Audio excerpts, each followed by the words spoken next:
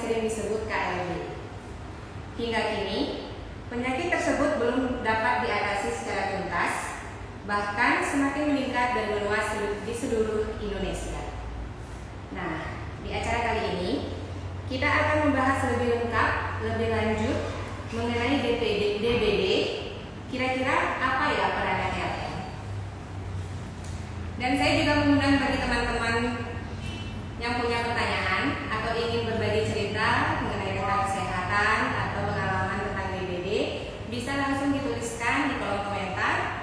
Karena untuk teman-teman yang beruntung nanti akan mendapatkan prize pool yang menarik dari kami. Sebelum kita membahas lebih lengkap, saya ingin menyampaikan sedikit informasi kepada teman-teman semua. Di Provinsi Bali, Dinas Kesehatan telah mencatat kasus DBD sejak Januari hingga April 2024 mencapai 4.177 kasus dan 5 diantaranya meninggal dunia. Kabupaten Gianyar menjadi wilayah dengan kasus tertinggi sebanyak 1.317 kasus. Banyak warga terjangkit DBD karena faktor cuaca dan curah hujan yang cukup tinggi, sehingga populasi nyamuk semakin meningkat. Kita bahas langsung yuk. Tentunya hari ini saya tidak sendiri, kita akan membahas dengan Ibu Nimade Dewi Prajayanti, Sarjana Teknik, yang biasa disapa dengan Ibu Yanti. Beliau juga merupakan Ketua DPW Bakti Bali. Halo, selamat sore Ibu. Selamat sore Ayu. Apa kabarnya hari ini? Baik. Wah, terlihat sangat cantik sekali seperti cuaca di luar ya Bu. Cuaca di luar itu panas. Jangan sampai kita ikut panas di dalam ya. Boleh saya sapa dulu teman-teman yang hadir di Instagram Live. Terima kasih sudah bergabung. Kita ngobrol-ngobrol cantik ya. Silahkan tanya nanti kalau ada sharing pengalaman atau pertanyaan. Ya, Oke. hari ini kita ngobrol soal DBD yang merajalela di Bali ya Bu ya. Nah, ini sangat menarik sekali Ibu. Obrolan kita hari ini melihat fenomena yang terjadi belakangan ini. Saya ingin bertanya, apa pendapat Ibu terkait hal tersebut jika dilihat dari sisi ALM? Oke. Teman-teman yang hadir di Instagram ini ada ATLM semua atau ada umum ya kira-kira ya? Kalau misalnya pesertanya di sini pemirsa ya, viewers gitu, ATLM mungkin DBD sudah tidak hal yang baru. Jadi DBD itu adalah hal-hal yang kita temui setiap periode tertentu. Tadi Mbak Ayu kan info Januari April kemarin 4.000-an nih kasusnya, terus Gianyar tinggi sekali gitu. Sebenarnya memang ini adalah kasus yang rutin kan. Nah, kalau kita TLM siapin apa ya gitu ya. Nah, kalau kita TLM siapin fisik dulu ya, karena teman-teman nanti bekerjanya akan luar biasa ekstra. Nah, seperti yang kita ketahui kalau DBD itu mulai marak, tinggi, banyak masyarakat umum yang butuh pelayanan kesehatan, baik itu di lab mandiri, di klinik, di rumah sakit, itu pasti terjadi peningkatan pasien, kemudian pemeriksaannya kembali kita butuhnya biasanya deposit, ya, trombosit gitu ya. Nah, teman-teman mungkin udah paham, biasanya mintanya langsung di DL gitu ya. Kalau teman-teman yang bukan TLM, biasanya diminta tuh hematologi rutin atau DL. Nah, terkait dengan permintaan yang tinggi itu, otomatis teman-teman siapin fisik ya TLM, jangan lupa kesehatan, karena kita sebagai pelayan kesehatan itu diminta bertanggung jawab kepada tubuh kita untuk sehat. Pertama sehat dulu, ya. Jadi jangan lupa untuk sehat dulu. Kemudian kalau kita sudah sehat jasmani, rohani dan fisik, kita bisa memberikan pelayanan kepada masyarakat umum. Nah, pelayanan dari masyarakat umum dari kita pada masyarakat umum, pertama kalau kita di prinsip-prinsip dunia laboratorium, kita ada mulai dari pre-analitik ya, pre-analitik, kemudian analitik dan pasca analitik. Pre-analitiknya itu kan kita kalau sudah pasien dengan demam, kemudian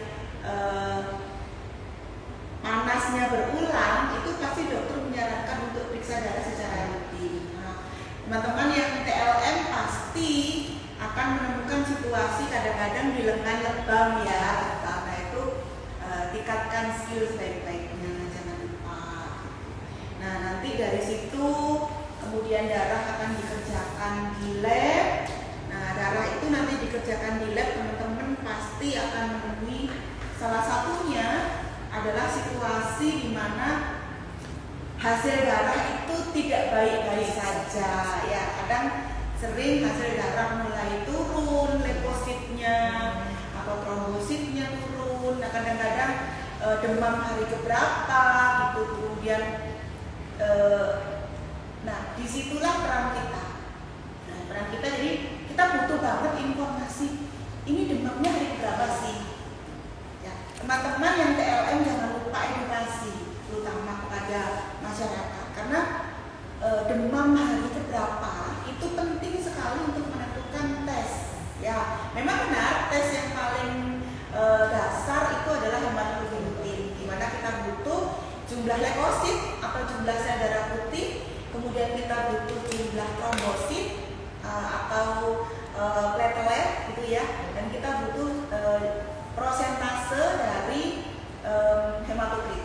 Nah di situ biasanya kajian awal dari dokter yang akan merawat kita di situ. Nah penting lagi kadang-kadang kan ada perlu pemeriksaan tambahan ya.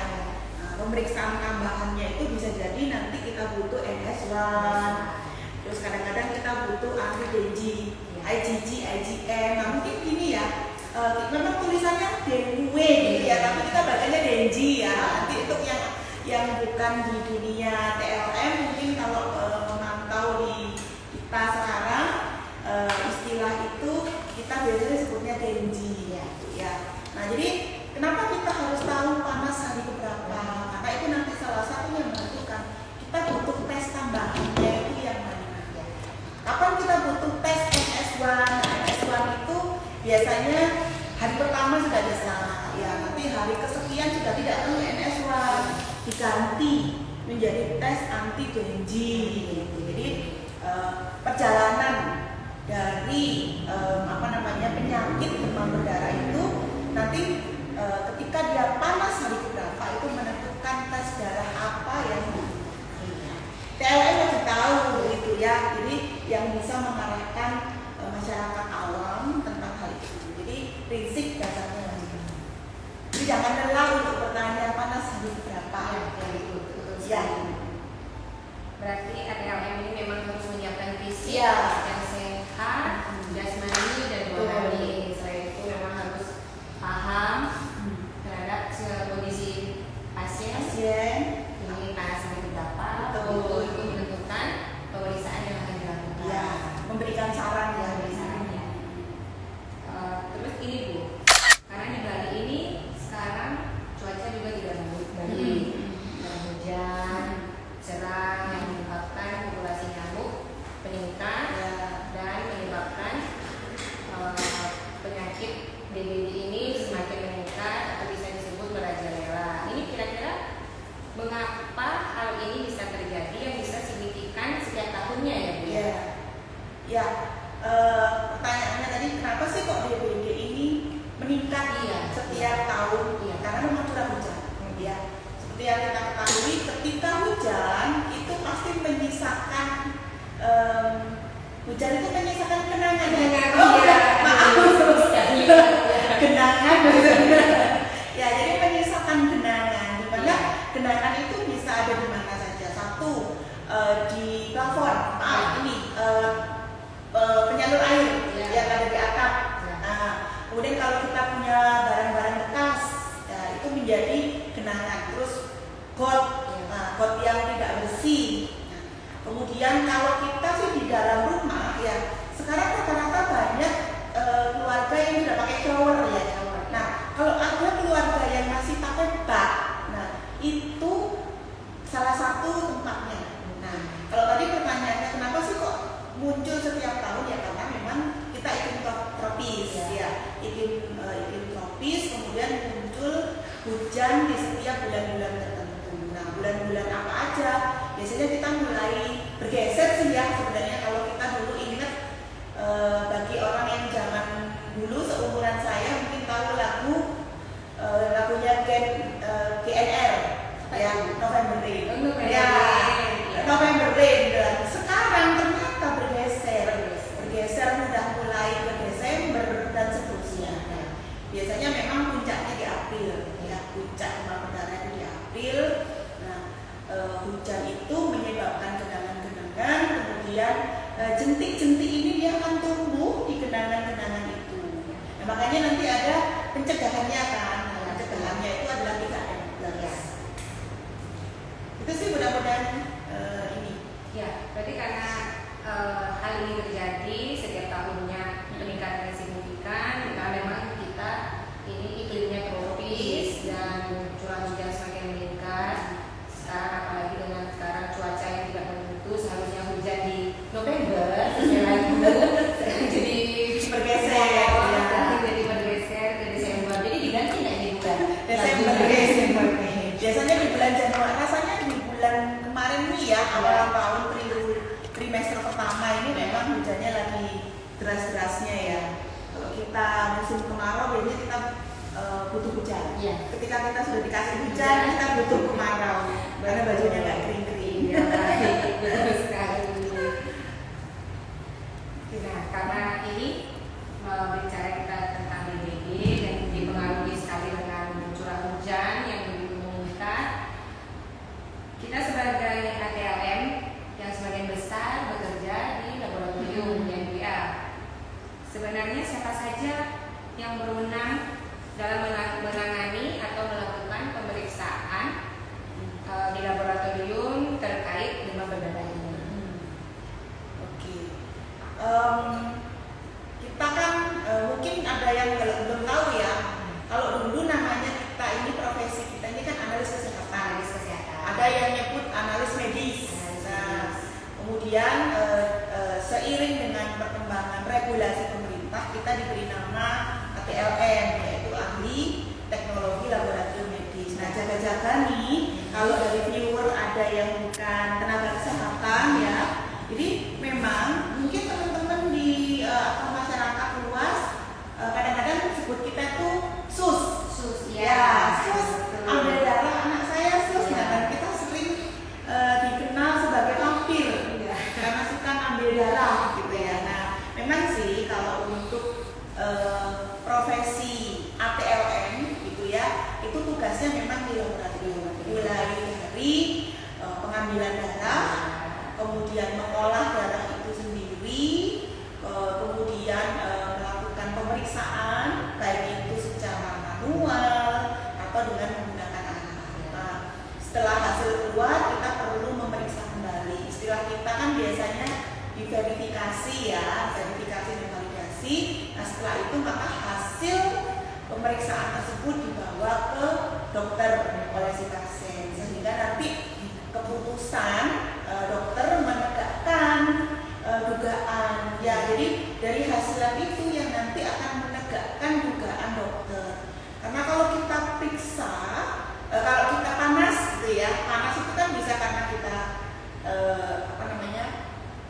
demam, panas itu bisa karena kita tipes, bisa karena kita kena demam berdarah, malaria, atau hanya radang tenggorokan biasa, atau sekedar panas dalam gitu ya.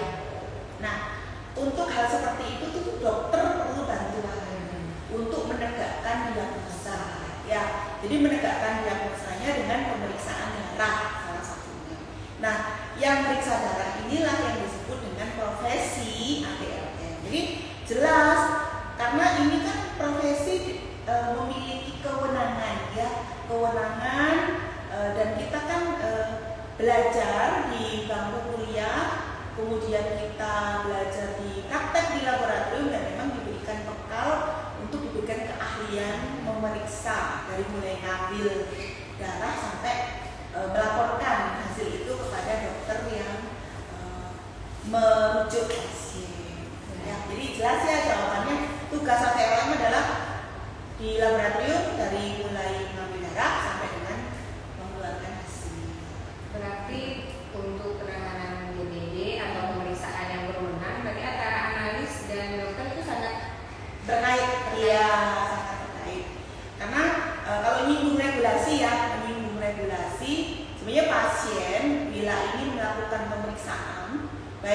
laboratorium atau di klinik itu seyogyanya. Ya. Bahkan menurut regulasi pemerintah itu diwajibkan untuk mendapat asuhan dari pemberi asuhan yang tepat. Nah, pemberi asuhan yang tepat di situ adalah dokter, kaitannya dengan itu bidan masih bisa gitu ya.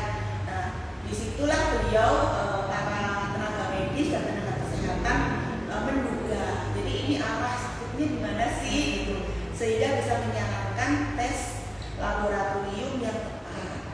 Jadi beliau memberikan rekomendasi pemeriksaan, kita yang mengerjakan.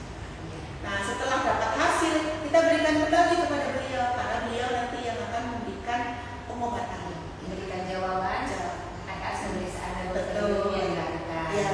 Ya.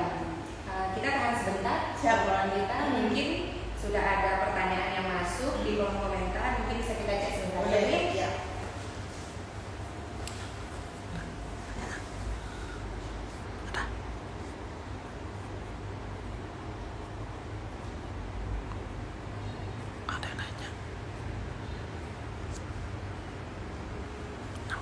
sepertinya banyak teman-teman yang sudah sangat paham dengan penjelasan kali ini.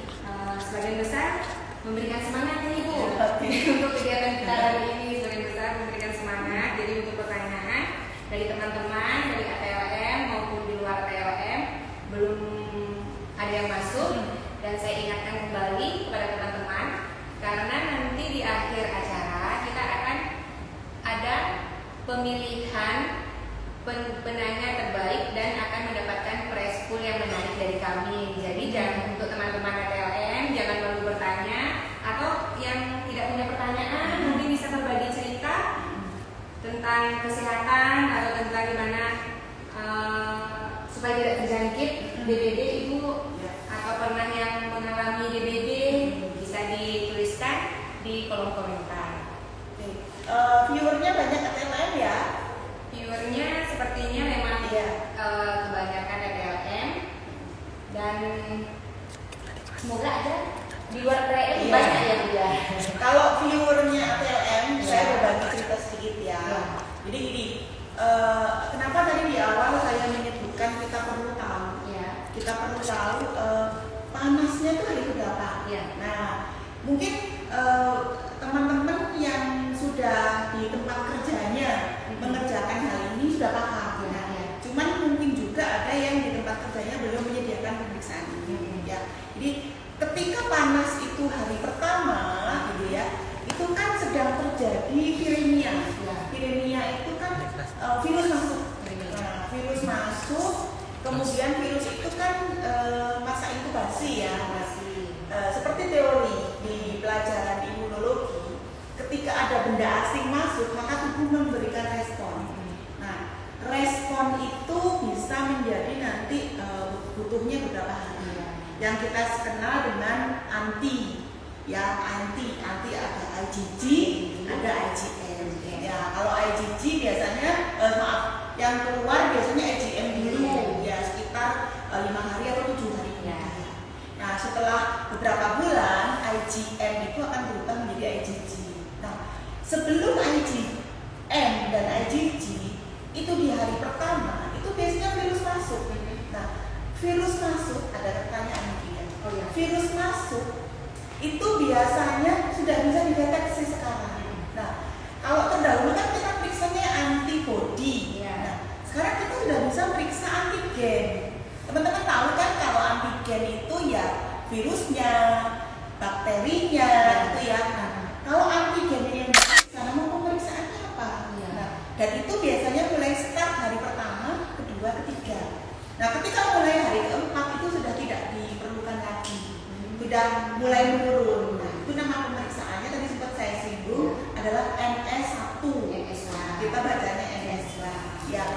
Jadi NS1 itu adalah protein yang merupakan lepasan dari virus itu, sehingga itulah yang kita deteksi pertama. Jadi ketika hari pertama panas, kita sudah bisa periksa.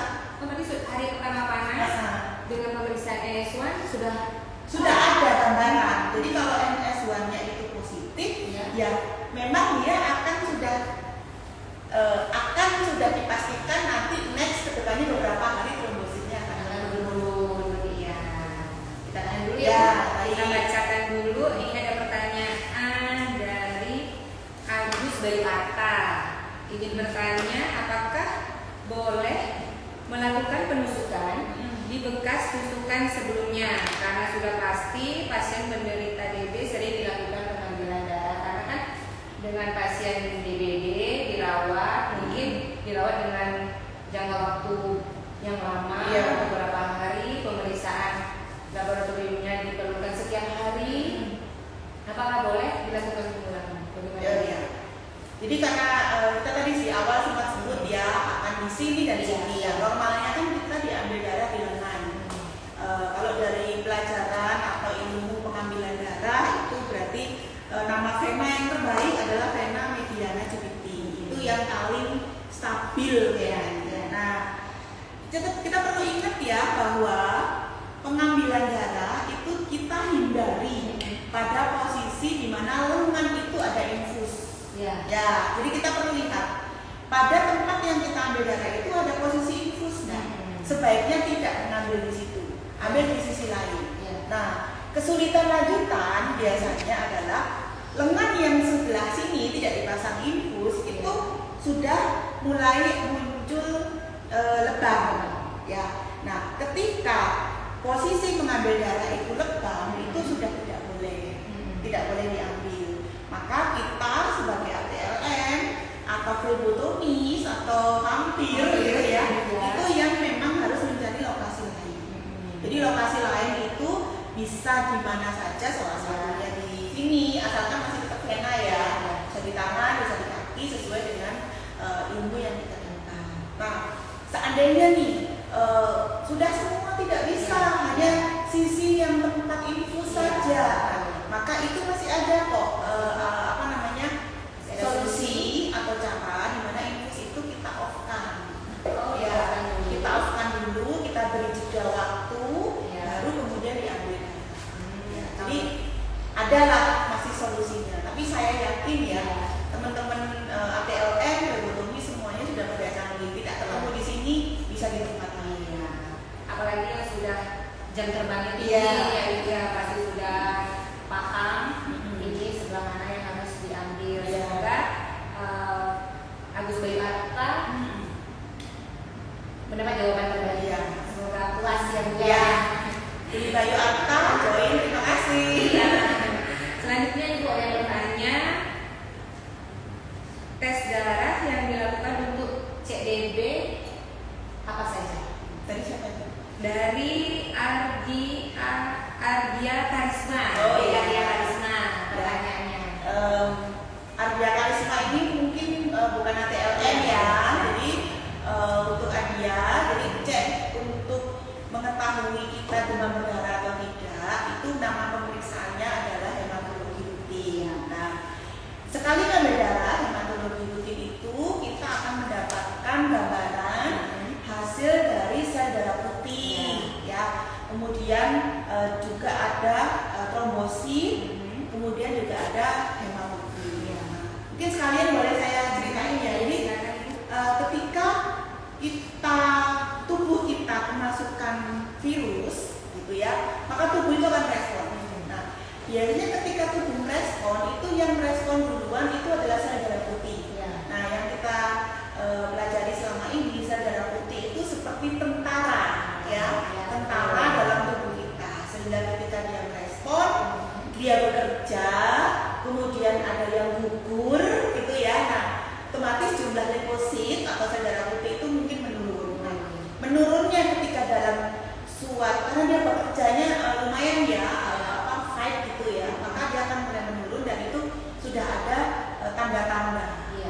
Setelah itu juga diikuti dengan penurunan jumlah trombosit atau platelet. Nah, yang dipantau oleh dokter biasanya ada 3. Satu lagi adalah hematokrit. Nah, hematokrit itu merupakan gambaran darah kita mulai mengental apa masih normal. Itulah sebabnya kenapa orang demam berdarah itu tidak boleh kurang minum. Karena efek dari virus masuk ini biasanya itu itu ada reaksi tadi itu, reaksi imunitas atau kekebalan tubuh, sehingga muncul protein-protein yang menyebabkan pergesekan, ya pergesekan pada dinding pembuluh darah. Ketika dinding pembuluh darah itu ada luka dan sebagainya, itu biasanya trombosit mulai bekerja untuk menutup luka itu. Nah, kita biasanya sebut namanya agregasi trombosit. Nah, ketika trombosit banyak bekerja dalam satu waktu tertentu, maka jumlahnya akan turun. Iya, sama lah seperti leukosit tadi. Jadi pasukan itu bekerja, gugur atau trombosit itu berfungsi, maka jumlahnya berkurang. Nah, tidak cukup sum-sum tulang kita itu mengganti dalam waktu cepat. Nah, itulah kenapa kita butuh sekali hasil pemeriksaan leukosit, trombosit dan hematokrit. Nah, hematokrit itu kalau darahnya kental itu resiko tinggi. Nanti terjadi perdarahan. Nah, faktor kritisnya ketika pada demam berdarah itu sering kita sebut dengan shock. Ya, shock itulah yang ketika kondisi di mana tubuh atau sel-sel pembuluh darah itu pecah. Karena kenapa pecah? Untuk teman-teman yang awam ya, ketika kita membayangkan pernah nggak nyiram pakai selang, gitu ya. Nah, selang itu kalau kita tutup tekanannya dia akan tinggi. Terus kita buka sedikit itu akan muncrat. Nah, karena selang itu tebal, gitu ya, maka tidak akan merembes, tetapi dia tekanan di dalamnya tinggi. Nah, sama dengan pembuluh darah. Kalau darah kita kental, tekanannya akan tinggi. Nah, kalau tekanan tinggi itu memungkinkan bahwa cairan di dalam darah itu akan merembes keluar. Nah, begitu dia merembes keluar, itulah yang dinamakan perkentalan darah. Itulah hal yang mungkin akan menyebabkan shock. Berarti bisa disimpulkan bahwa untuk DBD pemeriksaan laboratorium yang bisa dilakukan seperti itu tadi disampaikan, ada swab, bisa di hari pertama langsung bisa dilakukan dan bisa terlihat. Selanjutnya dalam pemeriksaan antigen bisa dengan AGM. Selain itu pemeriksaan darah lengkap, leukosit, hemoglobin dengan melihat leukosit, trombosit dan hematokrit. Itu pemeriksaannya saling membantu ya. Mungkin itu jawaban untuk Adia Karisma. Selanjutnya kita satu lagi ya Bu ya. Pertanyaan satu lagi dari Novita KS. Ini pertanyaannya terkait vaksin. Untuk DBD, apakah sudah ada vaksin untuk pencegahannya untuk dalam jangka yang sekarang ini, dalam jangka waktu sekarang ini, apakah sudah ada vaksin tersebut? Iya. Dari beberapa, saya sempat baca jurnal, sebenarnya vaksinnya sudah ada. Ya, tetapi belum familiar. Ya, namanya sesuatu vaksin yang belum familiar biasanya harganya cukup tinggi. Nah, karena hukum alam ya, ketika permintaan itu sedikit, maka biasanya barang juga sedikit. Vaksin pun demikian. Jadi kalau belum diketahui, gitu ya, maka jumlah vaksinnya sedikit. Nah, kalau jumlah vaksinnya sedikit, jadi harganya mahal. Jadi menurut jurnal yang pernah saya baca itu sudah ada, tapi belum familiar. Nah, sangat memungkinkan ini menjadi cita-cita luhur ya bangsa kita ke depan. Nah, kita dulu kan zaman saya sekolah gitu ya, kita ada sudah program Zero Polio. Nah, mungkin teman-teman yang seusia saya tahu Zero Polio. Dan itu tidak bisa dicapai sekejap mata. Itu butuh belasan tahun, gitu ya, bahkan puluhan tahun. Ketika kita sudah seluruh Indonesia serentak mencoba untuk menyetop dengan vaksin polio, itu ternyata kan hambatannya banyak. Ya, gitu. Jadi hampir sama lah seperti DBD ini. Nah, itu mudah-mudahan sih itu nanti bisa dikembangkan sehingga kedepannya kita bisa eliminasi penyakit DBD ini. Apalagi ini ya Bu, selain vaksin sempat ada berita seperti di luar Indonesia, di luar negeri yang katanya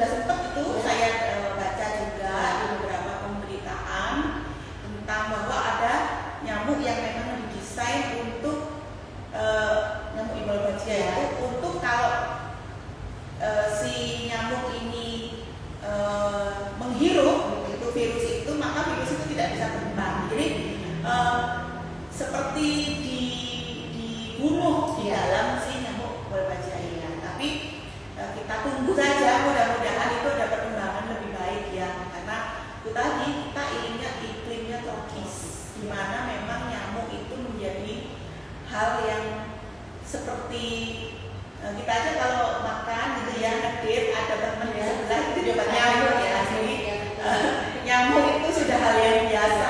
Cuman ya untuk kali ini zaman-zamannya demam berdarah, kalau hindari nyamuk ya, jangan ngajak nyamuk Dan supaya tidak kena DBD. ya. Berarti untuk Mbak Nogita, sesuai jawaban dari Ibu Yanti, untuk vaksin di beberapa jurnal sudah ada dan kemungkinan harganya mahal karena peminatnya atau yang ingin melakukan vaksin sedikit. Belum Ya, terlalu diketahui. jadi sedikit. Kita lanjut ya Bu, nanti kita tahan dulu pertanyaan berikutnya. Kita lanjut ke obrolan kita nih. Oh baik. Ya, masih sekitar ATLM dan DBD. Di mana saja sih Bu pemeriksaan DBD ini bisa dilakukan oleh ATLM itu sendiri? Baik. Jadi kalau kita pemeriksaan ini ya teman-teman ATLM itu pasti bekerjanya di Fasyankes. Iya, Ya. Jadi baik itu di puskesmas, kemudian klinik, baik itu klinik Pratama, klinik utama dan rumah sakit. Ya. Saya yakin regulasi sekarang menyatakan bahwa rumah sakit itu harus punya laboratorium. Ya. Jadi tidak ada sekarang rumah sakit itu tanpa laboratorium. Nah, sedangkan kalau untuk klinik itu belum tentu punya laboratorium, tetapi diizinkan untuk mempunyai laboratorium. Nah, yang di puskesmas, setahu saya semua puskesmas sekarang sudah punya laboratorium. Jadi di semua puskesmas bisa pastinya, dan apalagi laboratorium mandiri ya, yang memang dia fasilitas pelayanan kesehatan yang memang melayani pemeriksaan laboratorium saja, itu pasti dipastikan bisa. Jadi di situ ya, jadi jangan mencari pemeriksaan yang tidak di tempat resmi ya, karena pemeriksaan laboratorium itu kan ada pengambilan darahnya, di mana itu harus dilakukan oleh orang yang kompeten. Berarti bisa dilakukan di semua yang memang menyediakan laboratorium. Jangan sampai kita melakukan pemeriksaan laboratorium di tempat yang tidak berizin, di tempat yang tidak semestinya dan tidak berkompeten. Iya. Paling penting yang berizin ya, kompeten. Karena kalaupun itu klinik tidak ada laboratoriumnya, pasti klinik tersebut ada bekerja sama dengan satu laboratorium tertentu. Pasti gitu. Jadi pasti bisa dibantu. Ya.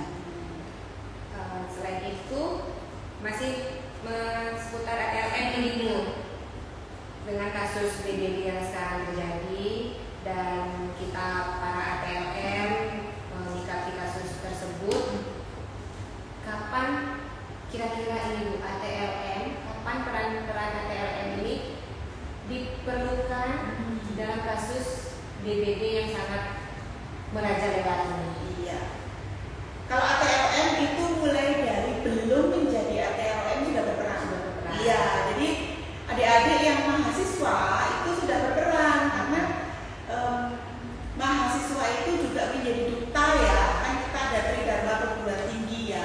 Di mahasiswa itu juga menjadi duta, mulai dari dirinya sendiri. Ya. Nah, kemudian kalau untuk ATLM-nya adalah sama ya, mahasiswa ATLM-nya itu dari rumah sudah berperan. Ya. Jadi dari rumahnya sendiri, ketika punya bak mandi, lakukan pembersihan secara rutin. Kemudian ketika menampung menampung air, kadang-kadang kan ada tuh di dapur menampung air, itu harus ditutup. Karena kalau kita tidak tutup bisa beresiko akan menjadi tempat bertelurnya nyamuk. nyamuk. Nah, nyamuk Aedes aegypti ini sebenarnya bertelur justru di air yang bening. Oh, justru di air yang bersih ya dia. Iya.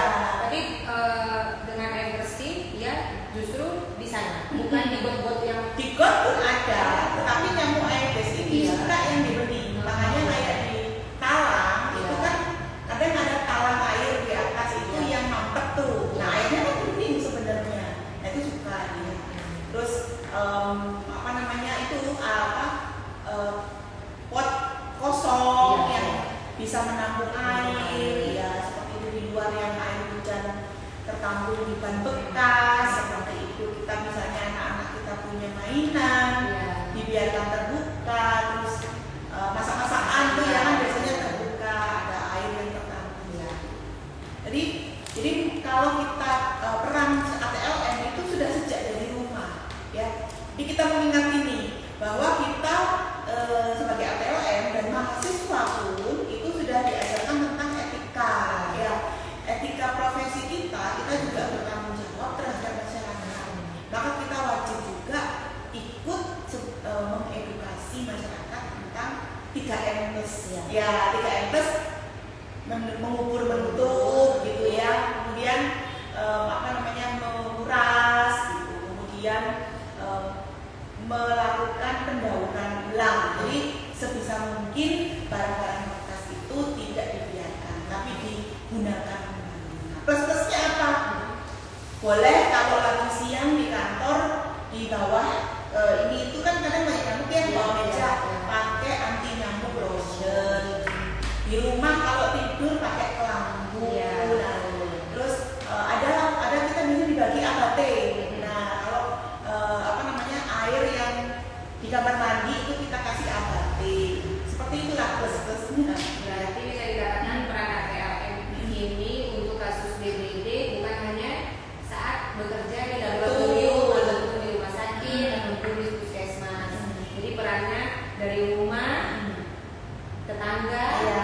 untuk mengingatkan supaya tidak ada genangan-genangan air yang bisa menyebabkan populasinya menurun. Ya, lagi kita budaya Indonesia ya, budaya Timur kita budaya gotong royong. Ya. Nah, ketika sudah musim hujan, mari kita galakkan gotong royong itu karena kadang kita tidak sadar ya ada beberapa penumpukan barang-barang yang kita tidak sadari menjadi sumber tempat bertelur bagi isinya nyamuk nakal. Berarti ATLM ini sangat perannya bukan hanya di rumah sakit. Betul. Jadi perannya bisa di rumah, bisa di masyarakat umum, masyarakat khusus di sekitar rumah. Iya. Ya. Jadi kita tahan lagi nih Bu, Iya. obrolan kita. Iya. Kita akan membacakan lagi pertanyaan dari viewers kita. Ya, siap. Ini ada pertanyaan dari Gus Ferry 15. Masih terkait DBD dan pengambilan darahnya. Apakah bisa menggunakan darah kapiler sebagai sampel DL pada kasus DBD? Silakan Ibu. Oke, Gus Ferry ya. Kalau sudah spesifik pertanyaannya, saya yakin Gus Ferry adalah ATLM ya. Betul. Oke, kalau idealnya darah itu untuk diperiksa yang membutuhkan pemeriksaan leukosit, kemudian trombosit dan hematokrit, kita butuh sampel cukup dan representatif. Nah, paling bagus pada orang dewasa kita ngambil darah dari vena.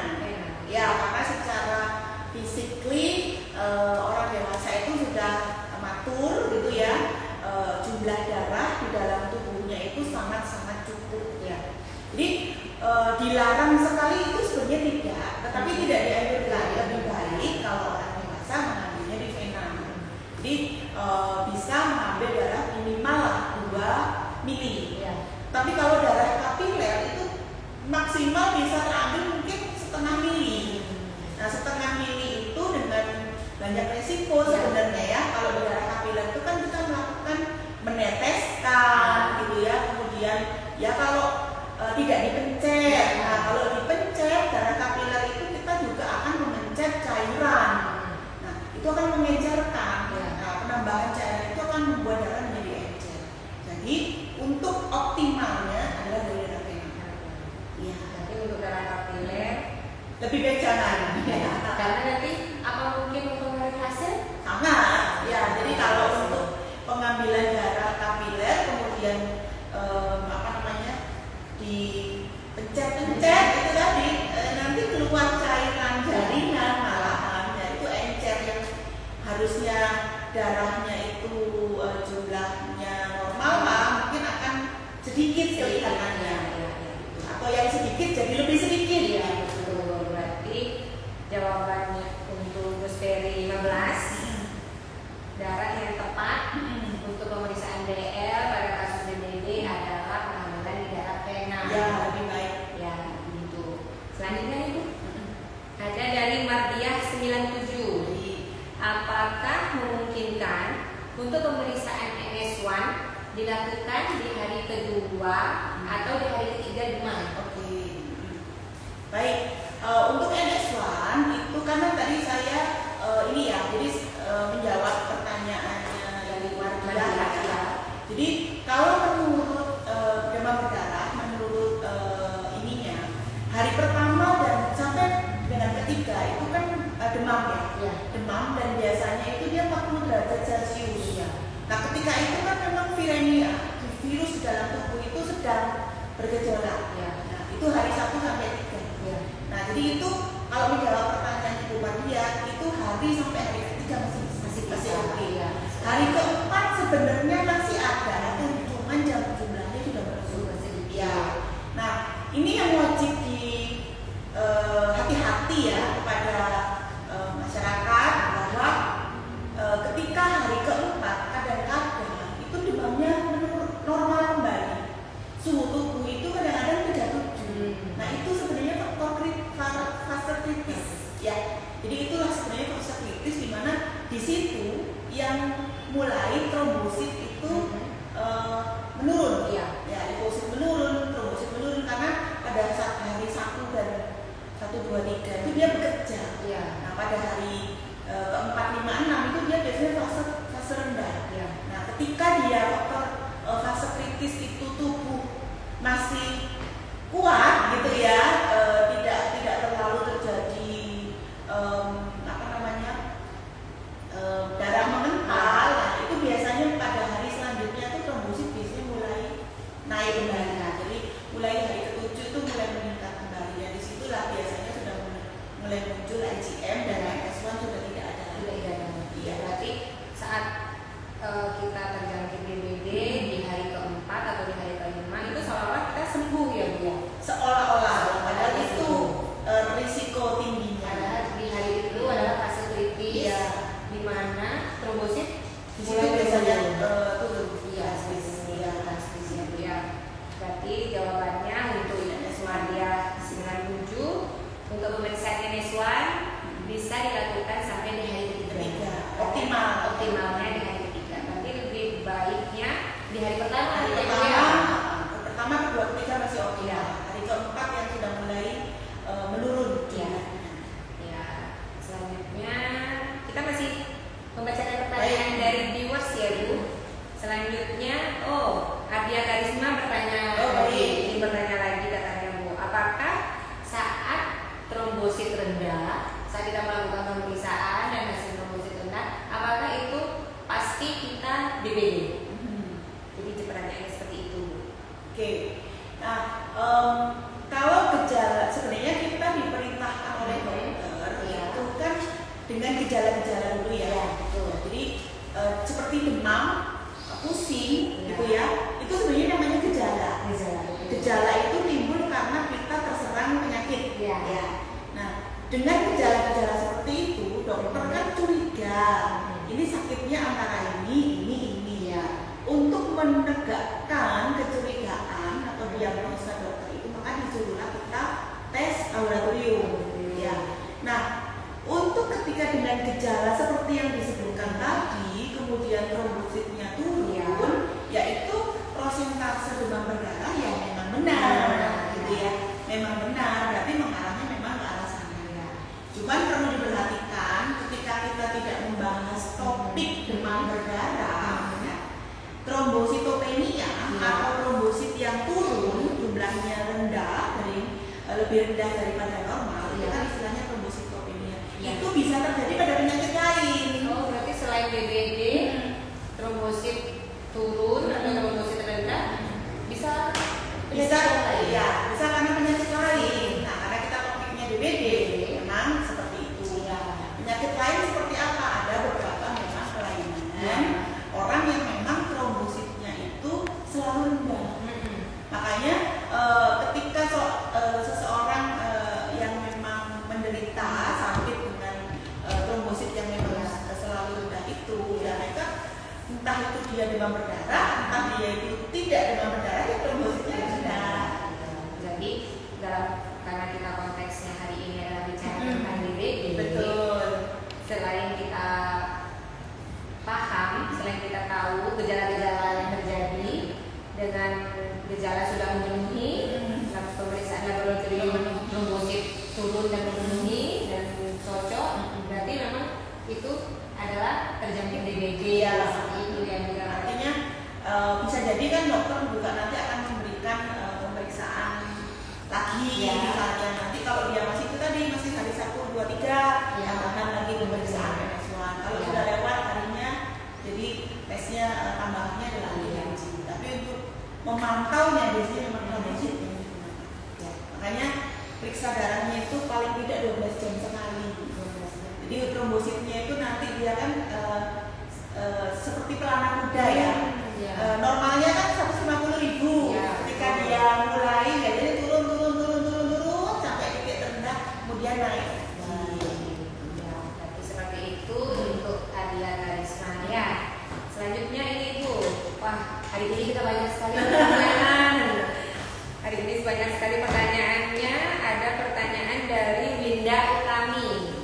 Izin bertanya, mengapa pada pemeriksaan NS1 dan AGG, AGM, metodenya itu metode rapid test?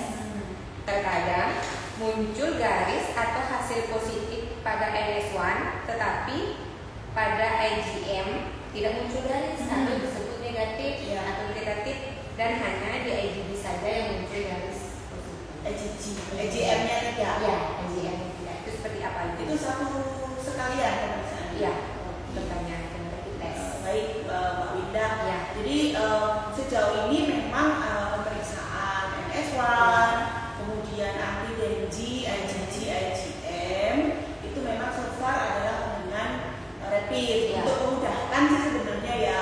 Kalau memang laku mungkin bisa dihitung dengan liter ya kalau laku tesnya. Ya. Tapi kalau secara kuantitatif mungkin nanti akan membutuhkan biaya yang lebih tinggi. Karena kita sebenarnya kan butuhnya positif atau negatif. Nah, jikalau pemeriksaan ini dilakukan bersamaan antara NS1 kemudian IgG, IgM secara bersamaan. Nah, seperti tadi gambarannya, Iya. ketika NS1 dia itu fungsinya diperiksa di hari 1, 2, 3. Ya, betul. Kemudian anti DMG, IgG, IgM, kalau IgM-nya itu memang biasanya muncul setelah sekian hari, ya paling nggak 7 hari, ya 5 lah paling cepat ya, Ya. hari kelima lah paling cepat. Ya. Jadi ketika itu panasnya mungkin hari ketiga, secara logika IgM belum muncul. Ya. Ya, jadi mungkin saja NS1-nya itu positif, IgM-nya terkesan masih negatif memang, karena dia masih butuh waktu untuk memproduksi IgM. Ya. Nah, jika ternyata yang ditemukan di sana adalah IgG, kita perlu periksa kembali IgG-nya ini jangan-jangan dari infeksi sebelumnya. Ya. Ya, itu yang kita ketahui, IgM itu kan akut, nah, IgG itu kan lampau. Ya. Nah, bisa jadi itu pernah terinfeksi Ya. DMG sebelumnya. Yang seperti ini itu wajib berhati-hati Ya. sekali. Faktor kritisnya lebih harus sangat diperhatikan. Ya. Berarti saat pemeriksaan NS1, AGG, AGM yang sesuai teori NS1 positif, AGM positif di hari kelima. Ya. Kalau ditemukan AGG positif juga kemungkinan itu dari Infeksi lampau. Seperti itu Mbak Winda Utami. Semoga menjawab. Jadi memang sih kalau untuk pemeriksaan NS1 dan anti DMG itu ada hari yang berbeda. Ya.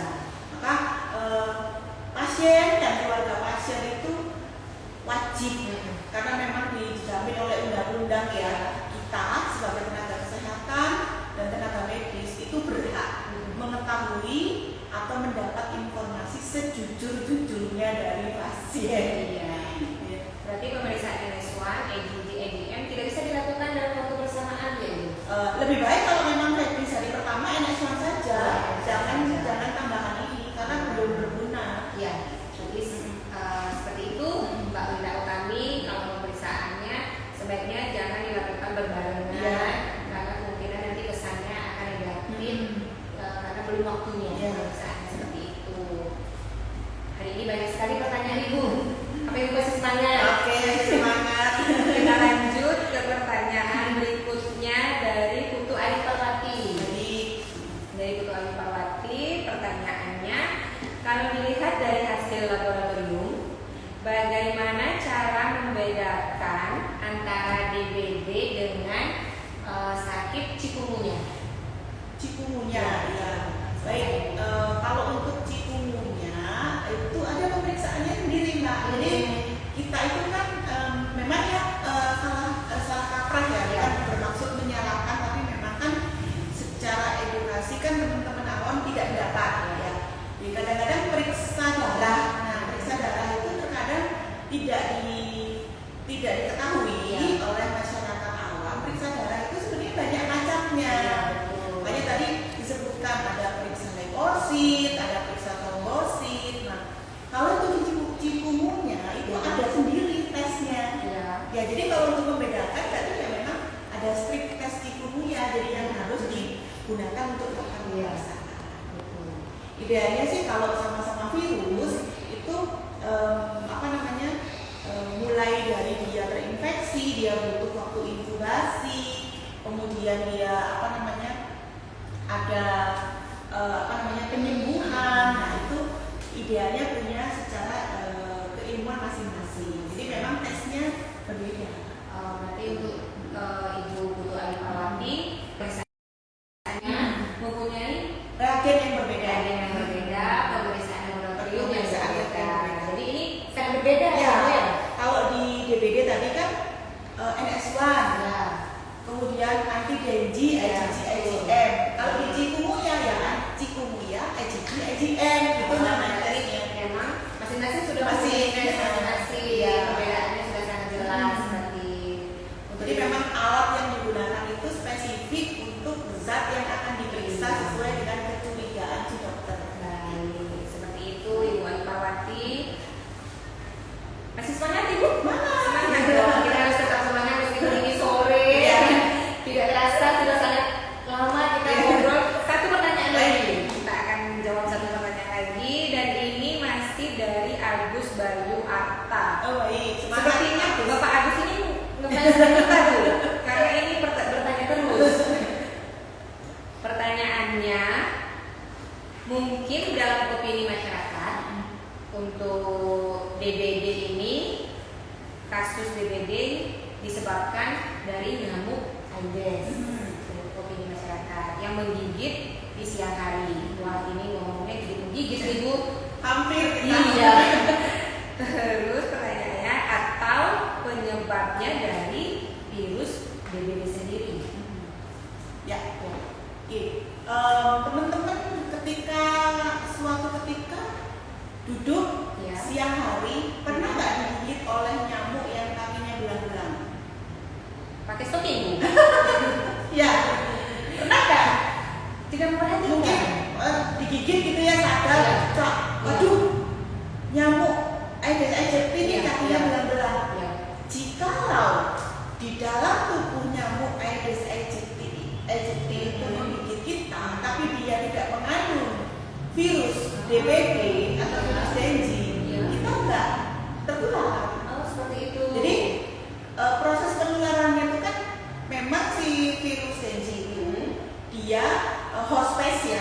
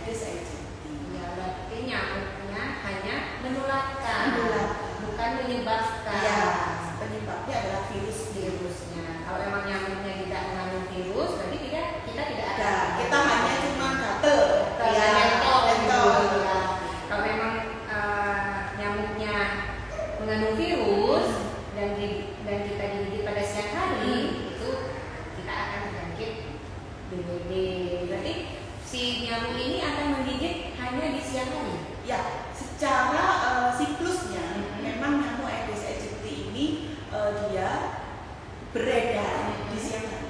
Iya. Secara siklusnya, maka yang perlu wajib diperhatikan kalau kita sebagai orang yang bekerja, ketika kita menggunakan rok itu di bawah meja, kita wajib berhati-hati. Kemudian kalau kita sudah aman, kita menggunakan celana dan kaos kaki tidak memungkinkan, ya hati-hati itu tetap tidak boleh dihilangkan ya. Yang paling lebih hati-hati lagi adalah anak-anak sekolah, ya anak-anak sekolah di sekolahnya masing-masing, kemudian anak-anak balita yang ketika siang itu dia ada di rumah, lagi tidur siang mungkin, nah itu lebih baik diberikan kelambu gitu ya. Itu pencegahan mekanik yang paling murah, karena kadang-kadang kalau pakai obat nyamuk kan resiko untuk flu. Terus kalau pakai lotion juga bisa, tapi ada juga yang resiko bilangnya panas. Ada juga kan kita bisa menanam tanaman yang baunya itu tidak disukai nyamuk. Ya, kalau di Indonesia mungkin lavender itu tidak umum ya. Tapi di Indonesia yang umum itu serai. Serai itu baunya khas, tidak disukai oleh nyamuk. Makanya lotion itu kan ada yang berbau serai, berbau lavender seperti itu. Jadi selain serainya bisa dimasak oleh ibunya, bisa juga mengusir nyamuk. Ini juga mungkin teman-teman belum tahu bunga marigold. Kalau kita sebut itu miter. Nah, bunganya itu kan baunya khas. Itu juga nyamuk tidak suka. Baik, berarti kita memang harus lebih waspada pada siang hari. Betul. Tapi nyamuk malam juga tidak nyaman ya. Iya, Nanti bukan DBD tetapi ini tidak bisa tidur karena nyamuk sehingga besoknya jadi nguyuk. Saya masih ada satu pertanyaan dari Ibu karena mengenai DBD dan kita harus waspada pada siang hari karena nyamuknya itu akan aktif pada siang hari dan akan menggigit kita sehingga kita terjangkit DBD. Bagaimana upaya preventif dan kuratif yang dapat kita lakukan sebagai ATLM dalam menanggulangi wabah DBD ini? Baik, preventif itu kan berarti pencegahan. Begitu sudah mulai musim hujan, kita harus sudah mulai mengecek di sekeliling rumah kita.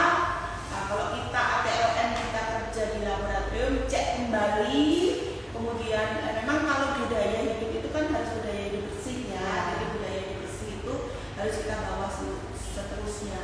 Begitu sudah mulai musim hujan, mulai dari rumah kita, setelah itu ajak lingkungan kita, gitu.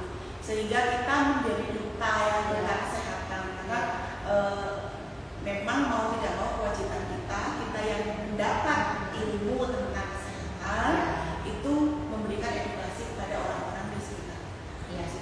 Kalau dari diri kita sendiri sudah aware, keluarga kita aware, kemudian tetangga-tetangga kita juga aware, gitu ya.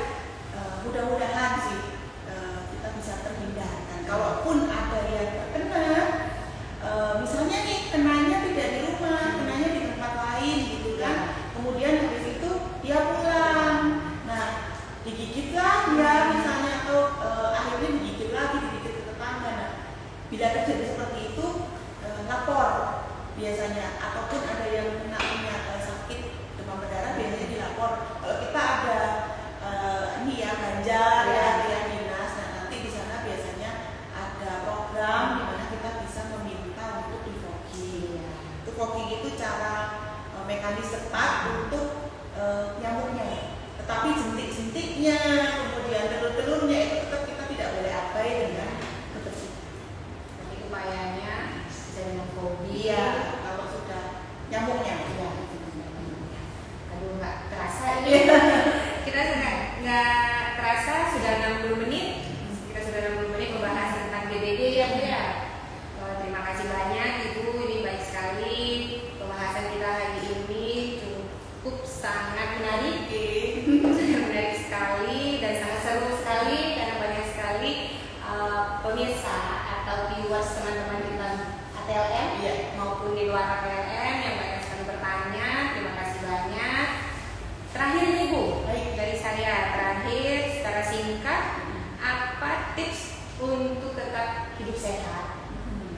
Di tengah cuaca di Bali yang tidak menentu dengan kasus DBD yang begitu meningkat atau sangat merajalela di Bali, ini apa tipsnya?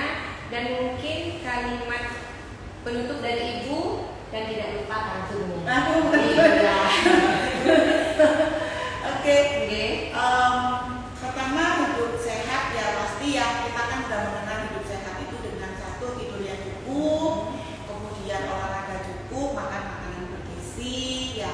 Itu pertama, ketika tubuh kita sehat, maka sistem imunitas atau kekebalan tubuh juga bagus.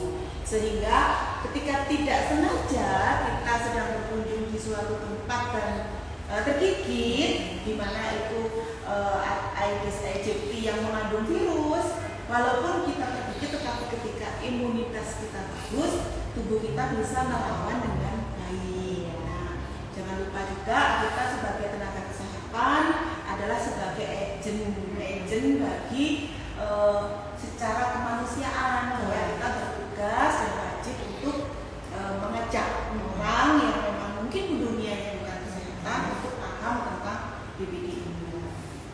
Kalau saya pantunnya gampang sih, ikan sepat, ikan gabus, semakin cepat semakin bagus. Terima kasih sudah bergabung di Instagram Live hari ini dengan Mbak Ayu sebagai moderator yang cantik banget. Ini semoga menjadi pengetahuan baru untuk teman-teman. Ya, mungkin yang awam juga ya. Oke. Terima kasih juga untuk teman-teman semua. Mohon maaf untuk teman-teman yang mungkin ada pertanyaan yang belum dibacakan, mungkin nanti bisa ditanyakan di acara selanjutnya dengan topik yang lain.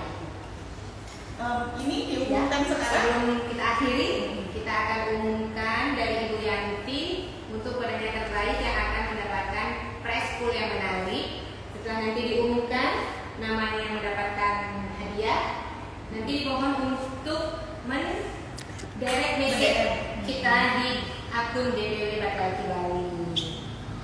Ada penanya awam, ini ya, ada penanya pemeriksaan, kemudian ada sama pemeriksaan. Jadi kita sudah punya 3 penanya terbaik. Siapakah di antaranya yang beruntung hari ini di sore ini? Yang pertama Mardiah 97. Mardiah, silakan Mendm. langsung ke DM. Ya, yang berikutnya Adia Resma. Silakan. Yang terakhir Winda Utami. Terima kasih banyak. Akhir kata, saya Ayu Nusriari pamit undur diri. Selamat melanjutkan aktivitas. Sampai jumpa dan salam Batalki. Jumpa.